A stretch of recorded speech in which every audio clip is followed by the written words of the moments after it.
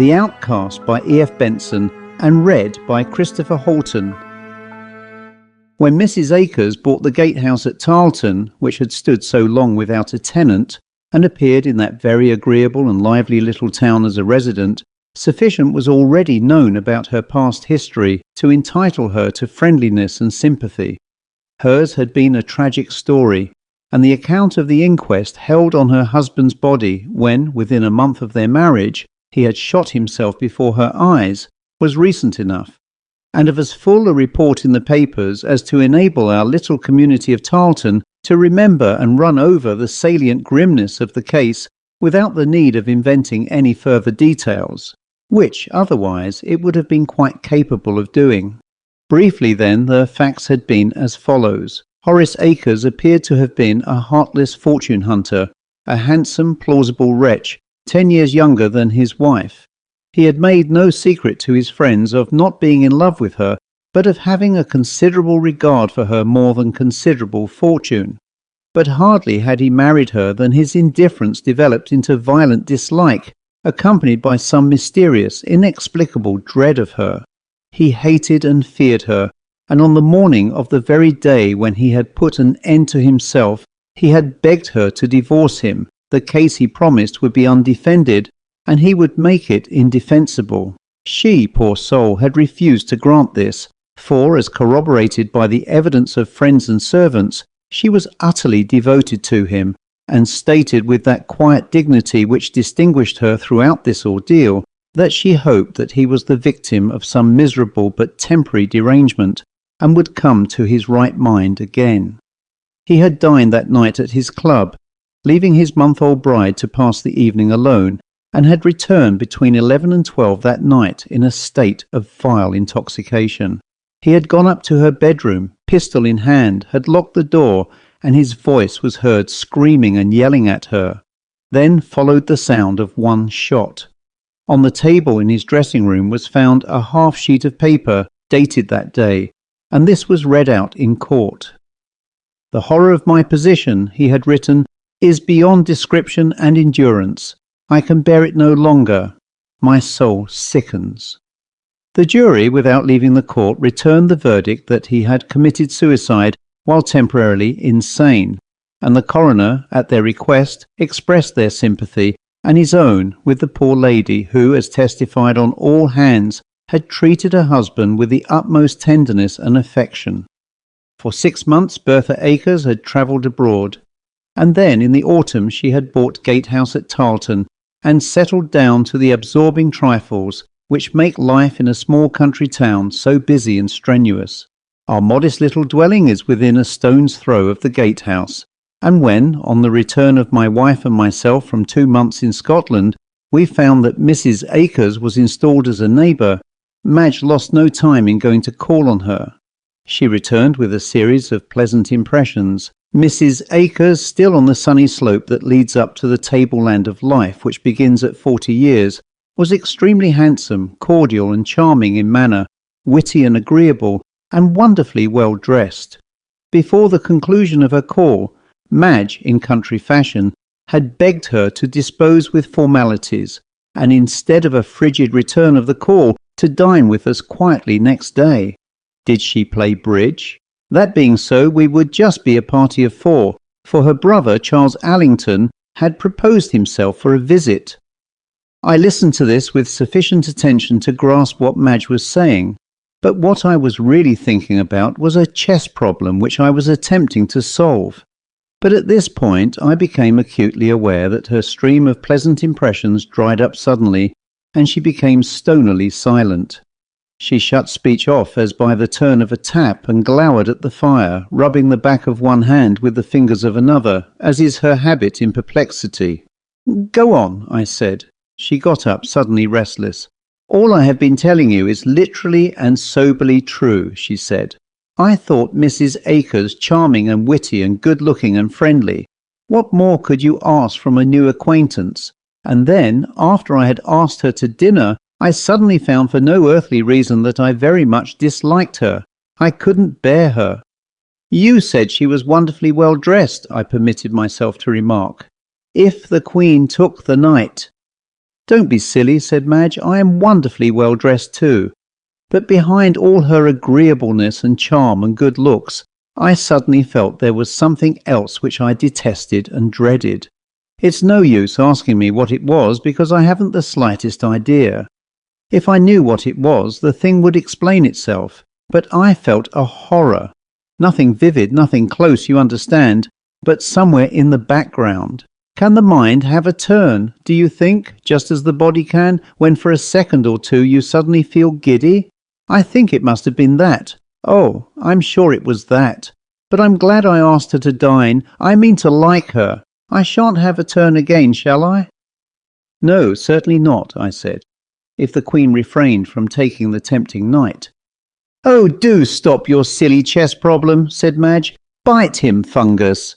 Fungus, so called because he is the son of Humour and Gustavus Adolphus, rose from his place on the hearthrug, and with a horse laugh nuzzled against my leg, which is his way of biting those he loves.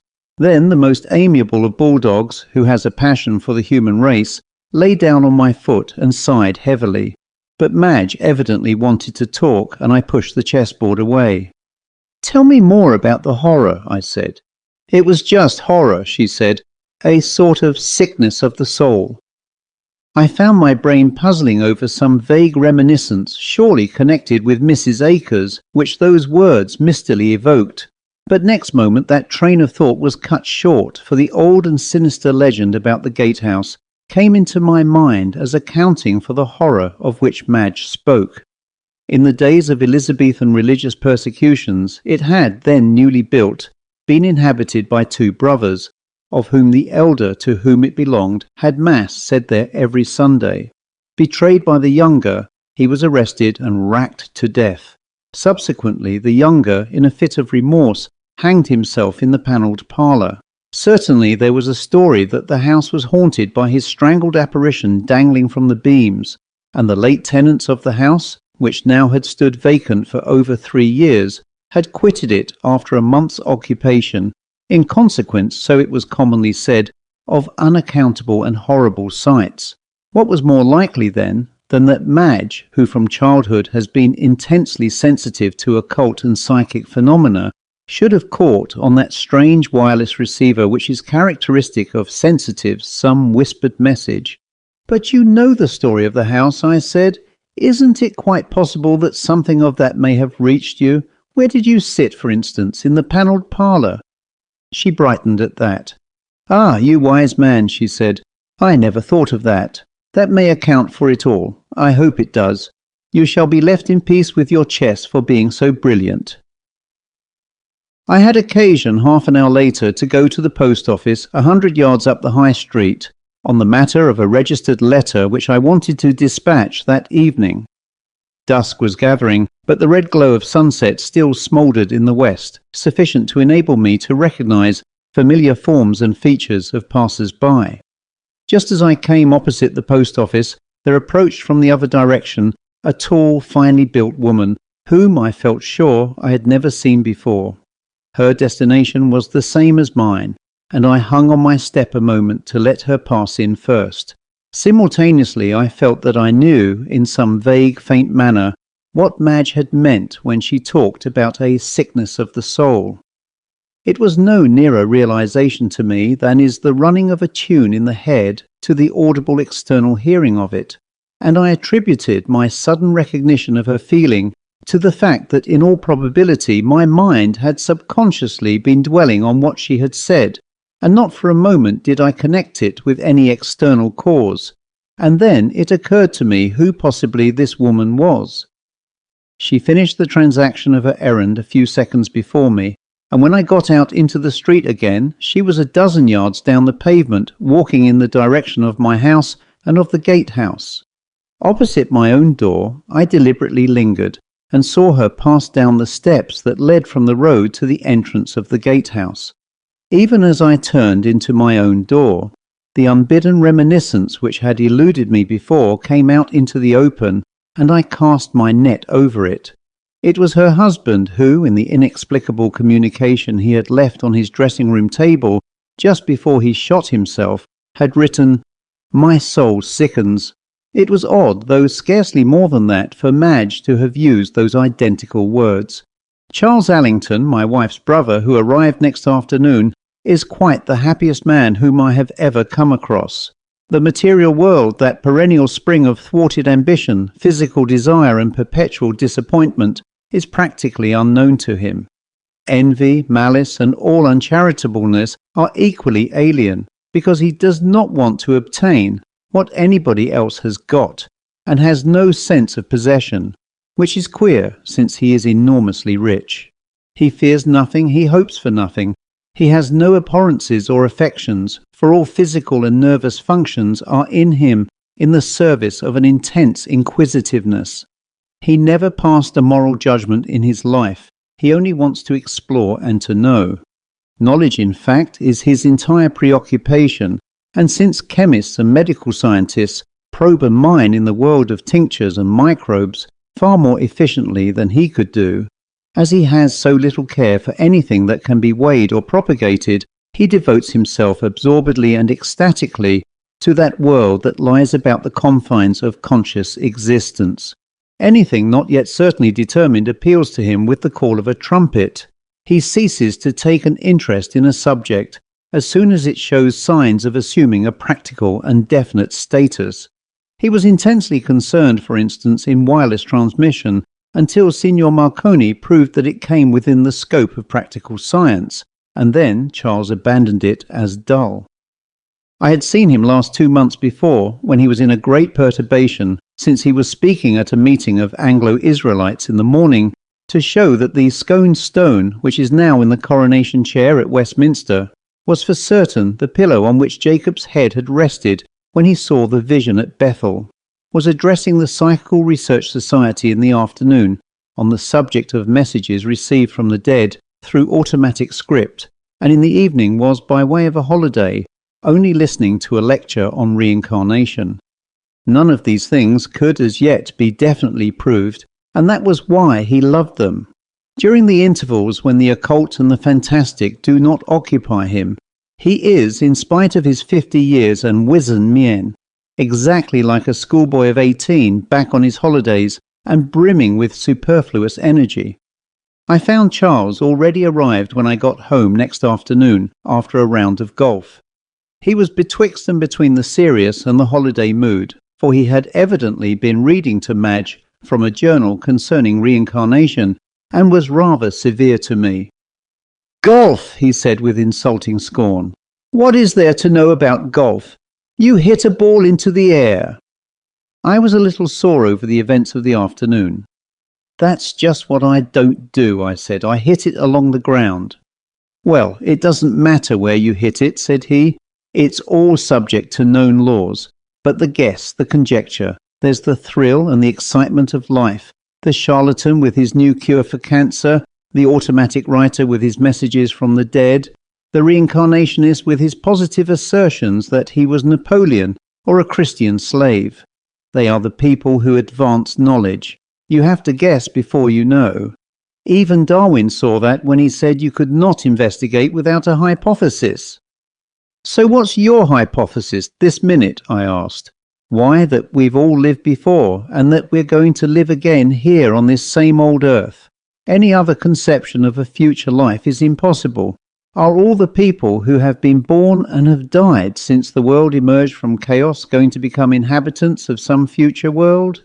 What a squash, you know, my dear Madge. Now I know what you're going to ask me. If we've all lived before, why can't we remember it? But that's so simple. If you remembered being Cleopatra, you would go on behaving like Cleopatra. And what would Tarleton say? Judas Iscariot too. Fancy knowing you had been Judas Iscariot. You couldn't get over it. You would commit suicide or cause everybody who was connected with you to commit suicide from their horror of you. Or imagine being a grocer's boy who knew he had been Julius Caesar. Of course, sex doesn't matter. Souls, as far as I understand, are sexless. Just sparks of life which are put into physical envelopes, some male, some female. You might have been King David, Madge, and poor Tony here, one of his wives. "That would be wonderfully neat," said I. Charles broke out into a shout of laughter. "It would indeed," he said. But I won't talk sense any more to you scoffers. I'm absolutely tired out, I will confess, with thinking. I want to have a pretty lady to come to dinner and talk to her as if she was just herself and I myself and nobody else. I want to win 2 and 6pence at bridge with the expenditure of enormous thought. I want to have a large breakfast tomorrow and read the Times afterwards and go to Tony's club and talk about crops and golf and Irish affairs and peace conferences and all the things that don't matter one straw. You're going to begin your programme tonight, dear, said Madge. A very pretty lady is coming to dinner, and we're going to play bridge afterwards. Madge and I were ready for Mrs. Acres when she arrived, but Charles was not yet down. Fungus, who has a wild adoration for Charles, quite unaccountable since Charles has no feelings for dogs, was helping him to dress, and Madge, Mrs. Acres and I waited for his appearance. It was certainly Mrs. Acres whom I had met last night at the door of the post office, but the dim light of sunset had not enabled me to see how wonderfully handsome she was. There was something slightly Jewish about her profile.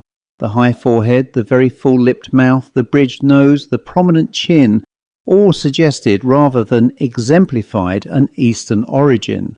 And when she spoke, she had that rich softness of utterance, not quite hoarseness, but not quite of the clear-cut distinctness of tone which characterizes northern nations.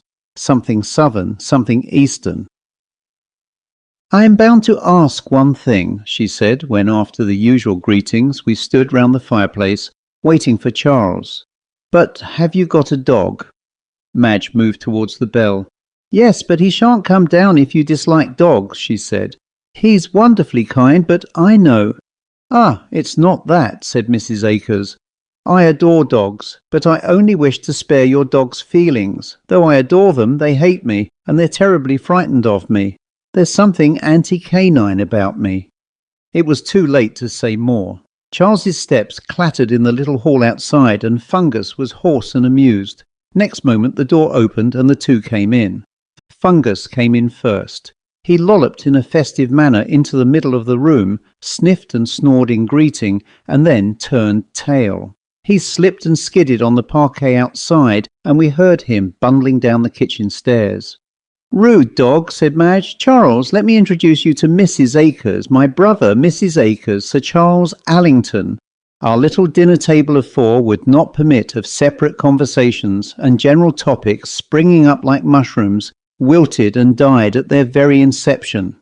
What mood possessed the others I did not at that time know, but for myself I was only conscious of some fundamental distaste of the handsome, clever woman who sat on my right, and seemed quite unaffected by the withering atmosphere.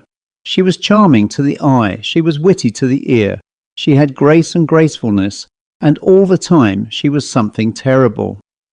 But by degrees, as I found my own distaste increasing, I saw that my brother-in-law's interest was growing correspondingly keen. The pretty lady whose presence at dinner he had desired and obtained was enchaining him, not, so I began to guess, for her charm and her prettiness, but for some purpose of study, and I wondered whether it was her beautiful Jewish profile that was confirming to his mind some Anglo-Israelitish theory, whether he saw in her fine brown eyes the glance of the seer and the clairvoyante, or whether he divined in her some reincarnation of one of the famous or the infamous dead. Certainly she had for him some fascination beyond that of the legitimate charm of a very handsome woman. He was studying her with intense curiosity. "And you are comfortable in the gatehouse?" he suddenly rapped out at her, as if asking some question of which the answer was crucial. "Ah, but so comfortable," she said. "Such a delightful atmosphere. I have never known a house that felt so peaceful and homelike.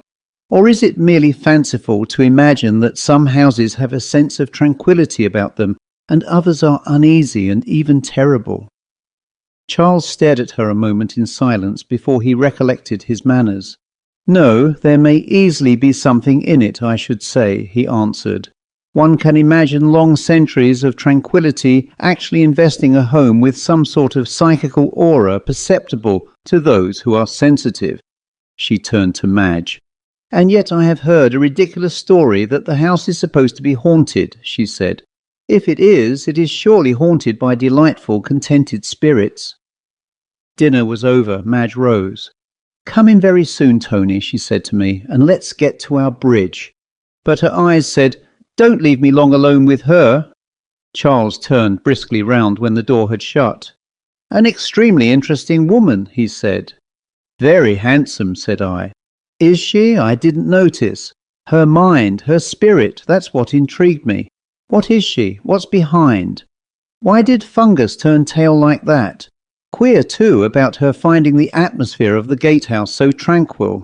The late tenants, I remember, didn't find that soothing touch about it." "How do you account for that?" I asked. "There might be several explanations. You might say that the late tenants were fanciful, imaginative people, and that the present tenant is a sensible, matter-of-fact woman. Certainly she seemed to be." "Or," I suggested. He laughed. "Well, you might say, mind, I don't say so, but you might say that the spiritual tenants of the house find Mrs. Acres a congenial companion and want to retain her, so they keep quiet and don't upset the cook's nerves." Somehow this answer exasperated and jarred on me. "What do you mean?" I said. "The spiritual tenant of the house, I suppose, is the man who betrayed his brother and hanged himself. Why should he find a charming woman like Mrs. Acres a congenial companion?" Charles got up briskly. Usually he is more than ready to discuss such topics, but tonight it seemed that he had no such inclination. "Didn't Madge tell us not to be long?" he asked. "You know how I run on if I once get on that subject, Tony, so don't give me the opportunity." "But why did you say that?" I persisted. "Because I was talking nonsense. You know me well enough to be aware that I am an habitual criminal in that respect." It was indeed strange to find how completely both the first impression that Madge had formed of Mrs. Acres and the feeling that followed so quickly on its heels were endorsed by those who, during the next week or two, did a neighbour's duty to the newcomer.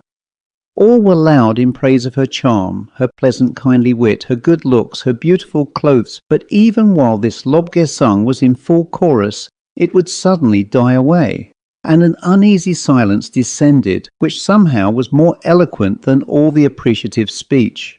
Odd, unaccountable little incidents had occurred, which were whispered from mouth to mouth till they became common property. The same fear that Fungus had shown of her was exhibited by another dog. A parallel case occurred when she returned the call of our parson's wife.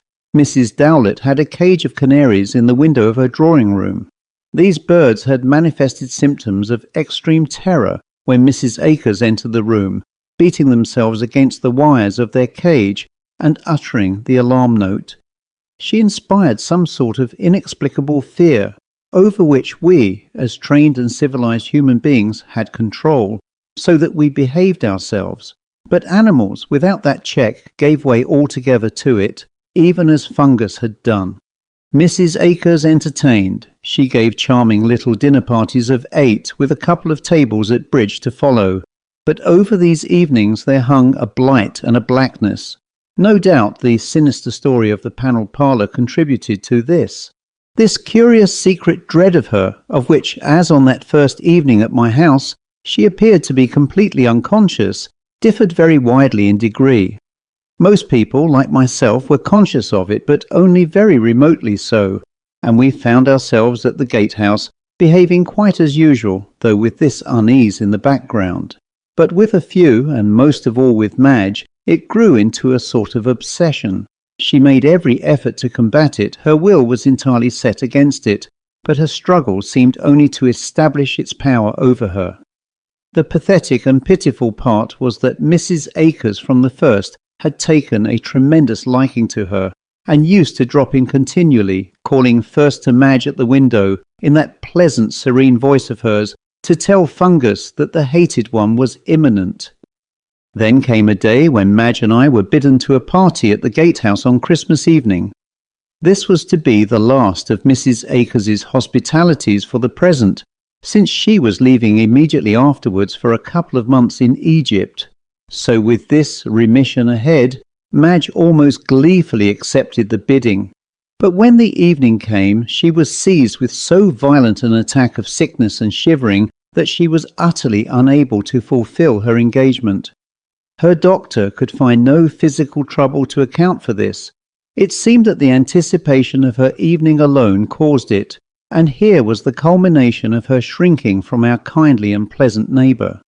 She could only tell me that her sensations, as she began to dress for the party, were like those of that moment in sleep when somewhere in the drowsy brain nightmare is ripening. Something independent of her will revolted at what lay before her. Spring had begun to stretch herself in the lap of winter when next the curtain rose on this veiled drama of forces but dimly comprehended and shudderingly conjectured. But then, indeed, nightmare ripened swiftly in broad noon, and this was the way of it. Charles Allington had again come to stay with us 5 days before Easter, and expressed himself as humorously disappointed to find that the subject of his curiosity was still absent from the gatehouse. On the Saturday morning before Easter he appeared very late for breakfast, and Madge had already gone her ways. I rang for a fresh teapot, and while this was on its way he took up the Times. "I only read the outside page of it," he said. "The rest is too full of mere materialistic dullnesses, politics, sports, money market." He stopped and passed the paper over to me. "There, where I'm pointing," he said, "among the deaths, the first one." What I read was this: Acres Bertha died at sea Thursday night, the 30th of March, and by her own request buried at sea. Received by wireless from P&O steamer Peshawar. He held out his hand for the paper again and turned over the leaves. "Lloyd's," he said. "The Peshawar arrived at Tilbury yesterday afternoon. The burial must have taken place somewhere in the English Channel."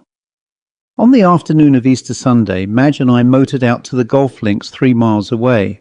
She proposed to walk along the beach just outside the dunes while I had my round and returned to the clubhouse for tea in 2 hours' time. The day was one of a most lucid spring. A warm southwest wind bowled white clouds along the sky, and their shadows jovially scudded over the sandhills. We had told her of Mrs. Acres's death, and from that moment something dark and vague which had been lying over her mind since the autumn seemed to join this fleet of the shadows of clouds and leave her in sunlight. We parted at the door of the clubhouse, and she set out on her walk. Half an hour later, as my opponent and I were waiting on the 5th tee, where the road crosses the links for the couple in front of us to move on, a servant from the clubhouse scudding along the road caught sight of us and, jumping from his bicycle, came to where we stood. "You're wanted at the clubhouse, sir," he said to me. "Mrs. Carford was walking along the shore, and she found something left by the tide. A body, sir. 'Twas in a sack, but the sack was torn, and she saw—" "It's upset her very much, sir. We thought it best to come for you." I took the boy's bicycle and went back to the clubhouse as fast as I could turn the wheel. I felt sure I knew what Madge had found, and knowing that, realized the shock. 5 minutes later she was telling me her story in gasps and whispers. "The tide was going down," she said, "and I walked along the high water mark. There were pretty shells. I was picking them up. And then I saw it in front of me, just shapeless, just a sack. And then, as I came nearer, it took shape. There were knees and elbows. It moved, it rolled over, and where the head was, the sack was torn, and I saw her face. Her eyes were open, Tony, and I fled. All the time I felt it was rolling along after me. Oh, Tony, she's dead, isn't she? She won't come back to the gatehouse. Do you promise me? There's something awful. I wonder if I guess. The sea gives her up. The sea won't suffer her to rest in it." The news of the finding had already been telephoned to Tarleton, and soon a party of 4 men with a stretcher arrived. There was no doubt as to the identity of the body, for though it had been in the water for 3 days, no corruption had come to it. The weights with which at burial it had been laden must by some strange chance have been detached from it, and by a chance stranger yet it had drifted to the shore closest to her home. That night it lay in the mortuary, and the inquest was held on it next day, though that was a bank holiday. From there it was taken to the gatehouse and coffined, and it lay in the panelled parlour for the funeral on the morrow. Madge, after that one hysterical outburst, had completely recovered herself, and on the Monday evening she made a little wreath of the spring flowers, which the early warmth had called into blossom in the garden, and I went across with it to the gatehouse. Though the news of Mrs. Acres' death and the subsequent finding of the body had been widely advertised, there had been no response from relations or friends, and as I laid the solitary wreath on the coffin, a sense of the utter loneliness of what lay within seized and encompassed me. And then, a portent no less, took place before my eyes. Hardly had the freshly gathered flowers been laid on the coffin than they drooped and wilted. The stalks of the daffodils bent, and their bright chalices closed. The odour of the wallflowers died, and they withered as I watched. What did it mean that even the petals of spring shrank and were moribund? I told Madge nothing of this, and she, as if through some pang of remorse, was determined to be present next day at the funeral. No arrival of friends or relations had taken place, and from the gatehouse there came none of the servants.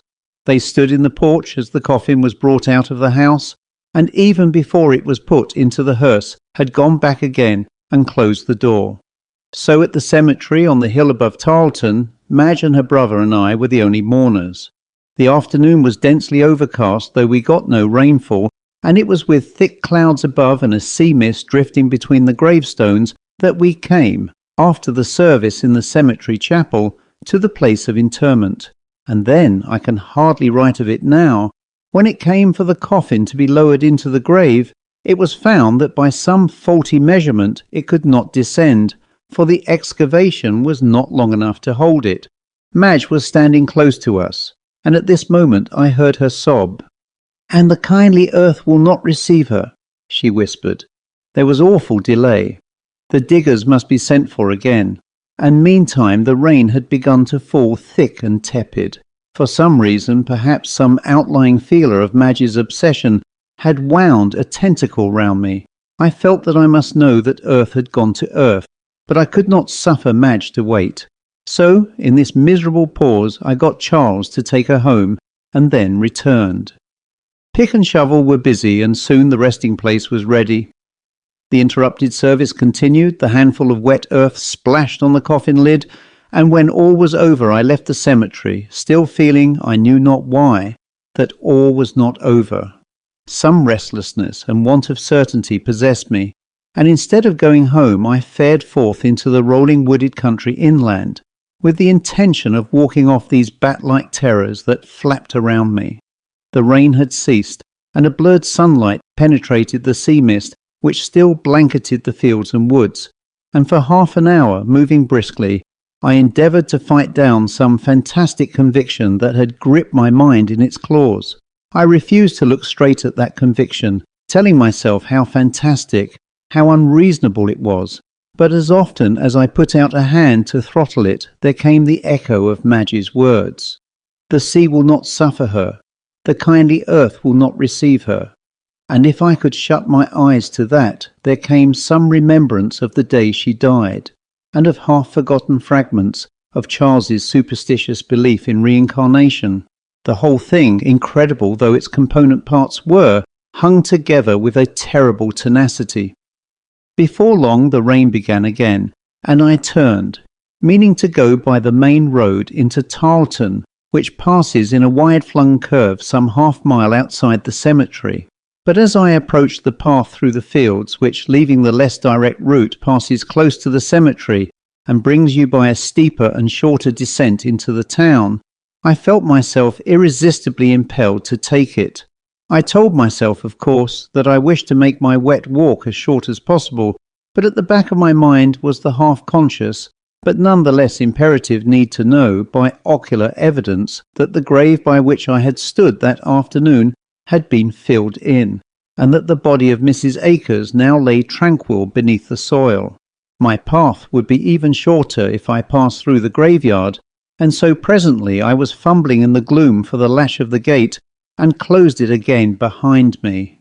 Rain was falling now thick and sullenly, and in the bleared twilight I picked my way among the mounds and slipped on the dripping grass, and there in front of me was the newly turned earth.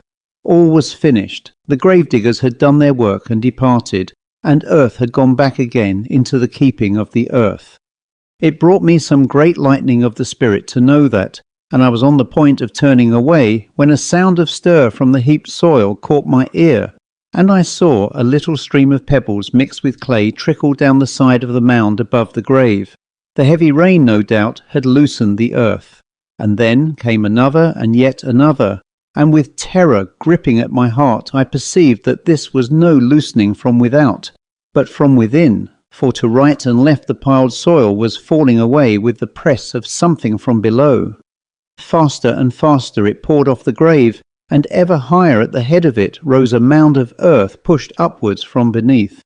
Somewhere out of sight there came the sound as of creaking and breaking wood, and then through that mound of earth there protruded the end of the coffin.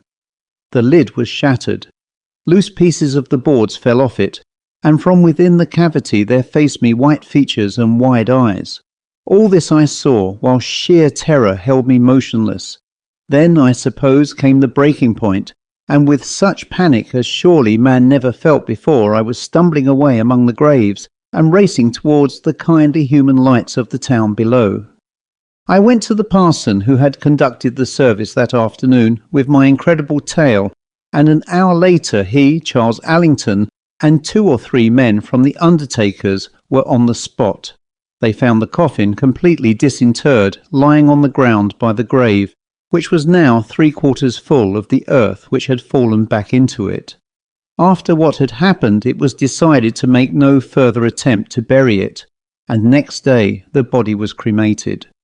Now it is open to anyone who may read this tale to reject the incident of this emergence of the coffin altogether, and account for the other strange happenings by the comfortable theory of coincidence. He can certainly satisfy himself that one Bertha Acres did die at sea on this particular Thursday before Easter, and was buried at sea. There is nothing extraordinary about that. Nor is it the least impossible that the weight should have slipped from the canvas shroud, and that the body should have been washed ashore on the coast by Tarleton. Why not Tarleton, as well as any other little town near the coast? Nor is there anything inherently significant in the fact that the grave, as originally dug, was not of sufficient dimensions to receive the coffin. That all these incidents should have happened to the body of a single individual is odd, but then the nature of coincidence is to be odd. They form a startling series, but unless coincidences are startling, they escape observation altogether. So if you reject the last incident here recorded, or account for it by some local disturbance, an earthquake, or the breaking of a spring just below the grave, you can comfortably recline on the cushion of coincidence. For myself, I give no explanation of these events, though my brother-in-law brought forward one with which he himself is perfectly satisfied. Only the other day he sent me with considerable jubilation a copy of some extracts from a medieval treatise on the subject of reincarnation, which sufficiently indicates his theory. The original work was in Latin, which, mistrusting my scholarship, he kindly translated for me. I transcribe his quotations exactly as he sent them to me. We have these certain instances of his reincarnation. In one, his spirit was incarnated in the body of a man, in the other in that of a woman, fair of outward aspect, and of a pleasant conversation, but held in dread and in horror by those who came into more than casual intercourse with her. She, it is said, died on the anniversary of the day on which he hanged himself, after the betrayal, but of this I have no certain information. What is sure is that when the time came for her burial, the kindly earth would receive her not, but though the grave was dug deep and well, it spewed her forth again. Of the man in whom his cursed spirit was reincarnated, it is said that, being on a voyage when he died, he was cast overboard with weights to sink him, but the sea would not suffer him to rest in her bosom, but slipped the weights from him, and cast him forth again onto the coast. Howbeit, when the full time of his expiation shall have come, and his deadly sin forgiven, the corporal body, which is the cursed receptacle of his spirit, shall at length be purged with fire, and so he shall, in the infinite mercy of the Almighty, have rest, and shall wander no more. The end.